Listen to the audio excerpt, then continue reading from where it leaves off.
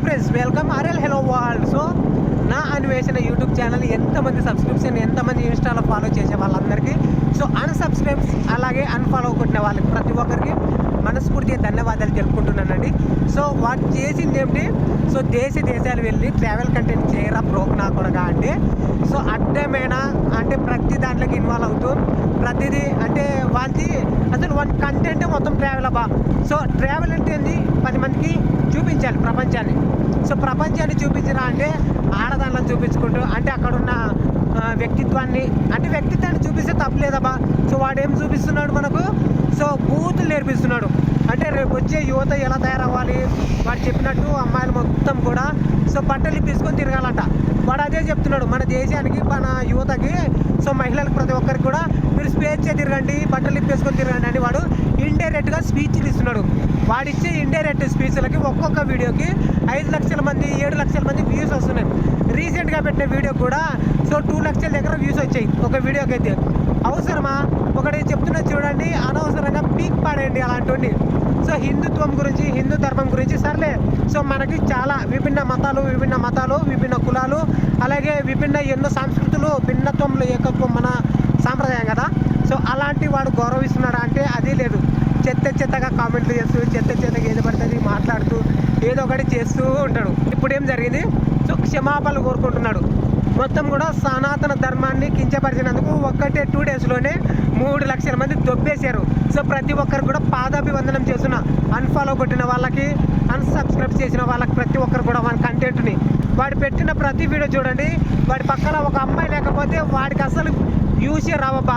అలాంటి వాడు మన మహిళల గురించి, మన హిందుత్వం గురించి, ఇంకొకటి మన గుడి గోపురాలపై ఉండే సనాతన ధర్మం గురించి మాట్లాడాడు. దాని గురించి నేను ఒక వీడియో చేశాను. ఆ వీడియో మీకు డిస్క్రిప్షన్లో ఇస్తాను. అంటే మన గుడి గోపురాలపై ఉండే బూతు బొమ్మలు అంటవి. సో ఆ బూతు బొమ్మల గురించి వాడికి కరెక్ట్గా తెలియదబ్బా. సో ఆ బొమ్మలు ఎందుకు అంటే ఆ బొమ్మలు ఉన్నందుకే మనం భూమిపైకి వచ్చాము, దాని గురించి తెలీదు. సో దాని గురించి ఒక వీడియో చేశాను అనమాట, అది చూడండి. వాడు అన్నాడు భారతదేశం చెత్తదంట, భారతదేశంలో ఏమీ లేదంట.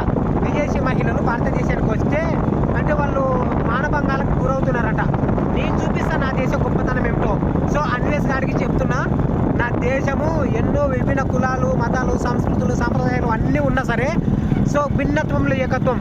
సో హిందూ అయినా సో ఒక ముస్లింని రెస్పెక్ట్తో పిలుచుకుంటాం మేము, అలాగే ఒక హిందూ అయినా ఒక క్రిస్టియన్స్ని రెస్పెక్ట్ ఇస్తాం, అలాగే విదేశీయులకు ఎంతో మందికి రెస్పెక్ట్ ఇస్తాం. ప్రపంచంలో ఎక్కడ లేని విధంగా మేము మా హిందుత్వంలో, మా హిందూ ధర్మంలో ప్రతి ఒక్కడికి కడుపు నిండా భోజనం పెడతాం.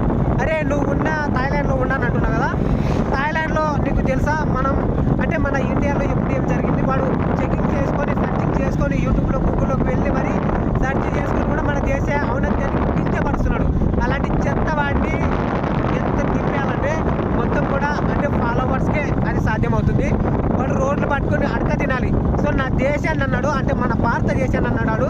సో భారతదేశం గొప్పతనం ఏమిటి అనేది నేను చూపిస్తాను వానికి ప్రతిరోజు కూడా. ఇప్పటి నుంచి 2026లో ఒకటి బెట్టింగ్ పెట్టాడు వాడు మనకు. సో 2026లో ద బెస్ట్ నేను ప్రపంచానికి నేను ఇంకా ఎత్తుగా ఎదుగుతాను అని చూపించాడు కదా. అదే 2026లో నేను చెప్తున్నా ప్రతి ఒక్కరు కూడా.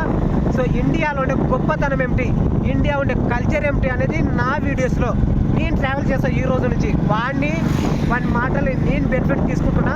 ప్రతి ఒక్కరు కూడా అంటే ట్రావెల్ కంటెంట్ బెనిఫిట్ తీసుకొని చెప్తున్నా. సో ఇండియా గొప్పతనం అనేది నేను చూపిస్తానండి. So thanks for watching guys, love you all, జై హింద్.